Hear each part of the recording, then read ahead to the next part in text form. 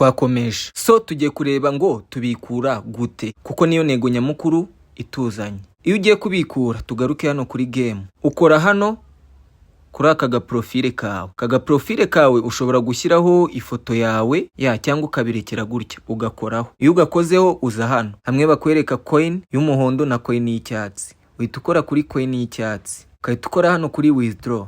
Iyo ukoze kuri withdraw, hano hejuru urabona bari kukwereka ngo my mate wallet. So iyo utayifite hano bidasa icyatsi, iyo bidasa icyatsi biba bisa beige, bakakubwira ngo banza ubindinge mate wallet. Ubwo biba bisaba ko ubanza ugakreya mate wallet. Ikintu uhita ukora ni iki?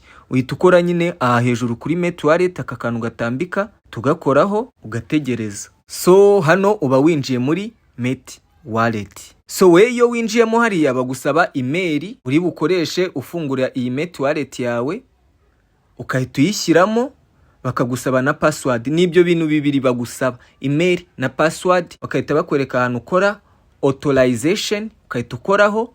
Iyo umaze gukoraho bihita bifungukira hano muri iyi mate wallet. Iyi niyo bita mate wallet. Ukigeramo hano wabonye mate wallet yawe, uyituza hano hari uburyo butatu bwa verification. Uhita ukora kuri basic level, uba wemerewe kubikura amadolari atarenze 50 ku munsi. Uhita ukora hano kuri basic level, urabona ngiye gasa umuhondo. Ubundi yo kadasa umuhondo wowe uzasanga gasa gutya nk'aka ngaka, nk'utungutu tundi ukudusa ni Blessier I think. Uhita ugakoraho, bahita bakubwira ngo uzuzamo amazina yawe, izina rya kabiri, cyangwa niba ufite irindi zina riri hagati, bakubaza igitsina, igihe wavukiye, adresse mu Rwanda. Iyo birangije ntago uhita ukora kuri continue filling in, uhita ukora kuri done. Biba birangiye hano KYC uwisoje, aho wemerewe kwakira amafaranga. Iyo bisoje uhita ukora hano kuri cash out.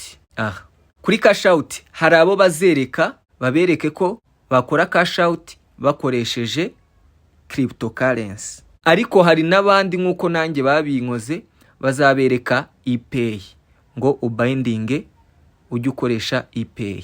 Iyo bimeze gutyo ukora iki? Uhita ukora hano kuri bind, bahita baguha aka gatablo, uzuzamo amazina yawe yombi na account. So hano bahita bakubwira if you don't have ePay account please click here to register. Iyo udafite ePay account uhita ukora hano muri aka kantu k'umutuku aka tugakoreho. Iyo ugakozeho bahita bakubwira ngo create ePay account, ukahita ushyiramo email ushaka gukoresha ukreya ePay. Biba byiza iyo ukoresheje email imwe, ya email wakoresheje ukreya account ya Block Boost akaba ari ukoresha ukreya mate wallet, akaba ari nayo ukoresha ukreya ePay account. Iyo usoje kuyishyiramo uhita ukora kuri send code bahita bayikuzanira muri inbox ya email yawe, ukahita uyikopia ukaza ukayipestingamo hano. Urabanza ukavivura aka kantu ko hasi, ukahita ukora next. So bakakwaka password, uhita ubisetingamo, ePay ubu yifunguye. So shobora kubereka ngo ePay account ibimeze gute. ePay account ibiteye gutya, ngira ngo uri kubibona ukuntu ePay account ibiteye. Aya ni amafaranga nabikujeho ava hariya muri mate wallet, avuye muri ya application ya Block Boost 9.7. Urabona naraya receivings. Iyi niyo ePay account. So hano muri account uhita ushyiramo email wakoresheje ufungura ePay account. Hano ukoresha email, niyo address yawe ukoresha, ukahita ukora done, ukabura bindinze. So rero mu gihe ufite amafaranga hano kuri mate wallet ushaka kuyabikuza uyashyira kuri ePay, icyo ukora ukora cash out, uhita ukora hano, uhita ushyiramo account hano, ukahita ukora done, uhita ukora withdraw.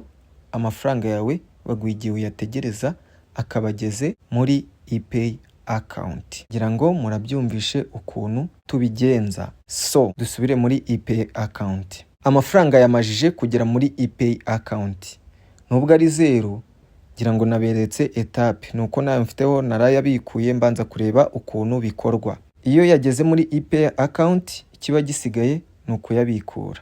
Uhita ukora hano, ukahita ukora kuri pay out, ukahita ukora kuri single payout. So bahita bakuzanira hano bitewe na account yajemo, ushobora kuba yaje mu mayero, mu USDT, niyo uhitamo. Yaje mu mayero niyo uhitamo. So balance uhita ukora kuri all, ubona na amount mfite. Hano uhitamo uburyo uri bukoreshe ubikura. So ngewe hano uburyo nabonye bworoshye ushobora gukoresha ubikura, ushobora gukoresha iyi bita wallet.com. Iyi ni e-wallet ushobora gukoresha. Iyi wallet.com ubwo biba bisaba ngo nayo uyikereye. Iyo n'indi account ya gatatu, aha ni mu gihe wa bindings ukoresheje ePay. Ibyo ndi gusobanuraho ni nabwo buryo ngewe nakoresheje. Iyi ni wallet.com, nayo ushobora kuyifungura ukoresheje ya email twakoresheje hahandi hose, kugira ngo bitazajya bigucanga, kuko iyo ugiye kubikura ajya kuri wallet n'ubundi ni email ukoresha, nkuko twabikoze tuyavana muri Met Wallet aza muri ePay account.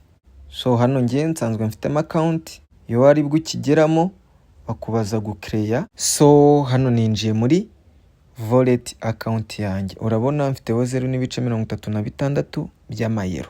So ikintu uhita ukurikizaho hano, ubwo hano bumajije kuyicreya, n'ubundi kuyicreya ni sign up ugakoresha email. Ushobora gukoresha sign up with Google ugakoresha email. Iyo email iyo ugiye kohereza amafaranga niyo ukoresha muri ePay. So hano dufite account, tugaruke muri ePay, uhitamo hano wallet kari ushaka gukoresha ubikuza.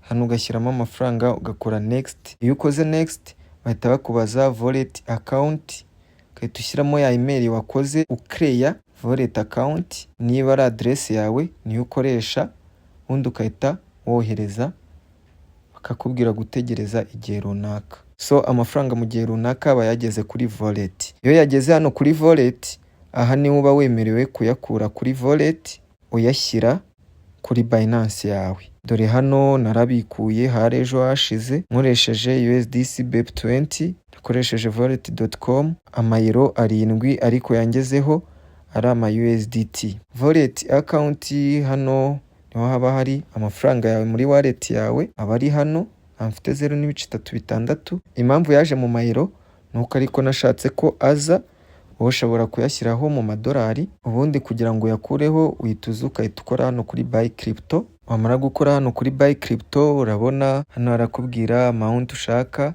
uhitamo wallet yawe iriho amafaranga. Dufitemo wallet yo mu madolari na wallet yo mu mayero. Rero uhitamo wallet yawe ushaka iriho amafaranga, kaduhitemo iy'amayero, warangiza ugahitamo amafaranga ushaka kohereza 0.36, gusa ni make, hari fee bagukata. Ugahitamo hano uburyo ushaka kuyabikuramo, ushobora gukoresha BNB, USDC, USDT, dukoresha USDT BEP20, USDT BEP20 aba ariyo dukoresha. Ngiyijemo ukahita ugenda ugakopiya ya address muri Binance ya USDT ariko muri network ya BEP20, ukaza ukayipestingamo hano, warangiza bakakwereka amount uri burisivinge 0.41 by'ama USDT. Ariko aya ngaya ni makeya, ni make cyane kuko baranakatamo, bahita bakwereka USDT uri bwakire, ugakora kano kantu kavivura, ukahita ukora continue. Iyo ukoze continue baguha notification kuri email, ugakora confirm kugira ngo turi kugendana, ukagaruka n'aha ngaha ugakora confirm. Amafaranga ahitaza hadaciyeho n'iminota 2, ahitaza kuri Binance yawe. Ngira ngo ubu buryo bwa ePay nubwo bugoye, ahako nyine nibwo ugomba gukoresha mu gihe bakubwiye kubindinga ukoresheje ePay. Gusa iyo ugize imana bakakubwira kubindinga ukoresheje cryptocurrency, uhita ugenda ugakopiya address muri Binance ugashyiraho, uhita wohereza ako kanya ahita avaho. Biba byoroshye, nagoho biba bigoye. So guys, ni ubu buryo tubikuzamo amafaranga. Narayabikuje, reka mbereke. Tubanzirize muri ePay, muri history ya ePay, bereke uburyo nayabikuje. Ngaya remittance, aya nayo narisivinze 9.7. Remittance nayo nabikuje 9.7, nabikuje mu ma USDT ariko nyohereza ari amayero. Muri wallet.com tujyeyo, hano muri wallet, urabona hano muri wallet nayakiriye ari amayero 8.34, ndayabikura bakatamo hangeraho amayero 7.98, nibyo nabikuye, angeraho muri Binance. Kambereke yangezeho muri Binance mail bamaye. So muri Binance ngaya deposit yangezeho ari ama USDC 8.61. So guys, murabona ko amafaranga bikurika, mugende muyakorere. Uburyo tuyakoreramo mwabubonye. Ubutaha nzaza mbereka indi application ikora nkayo, cyangwa mbereke uburyo nyabikura nyafiteho kuri balance. Ego, impamvu nabigendeyeho nyabikura narindi gutestinga ngo ndebe uburyo avaho. Bibanyuriyemo mu nshamake, ubutaha nzabibereka amafaranga ari no kugenda avaho muri video. Ariko nzabanza mbakorere indi video ya application ijya gukora nk'iyi bita Gem Gala. Ariko mu gihe narayikoraho video, nayo link yayo nshobora kuyisiga munsi muri video description. So guys, mwakoze cyane kubana natwe. Iyi ni How to Rwanda TV. Amahoro y'Imana bane nawe. Niba ukunze iyi video, isharinga inshuti zawe, ukore like kugira ngo igire imbaraga igere ku bantu benshi. Nibagirwe comment. So guys, ciao ciao, hasta la vista.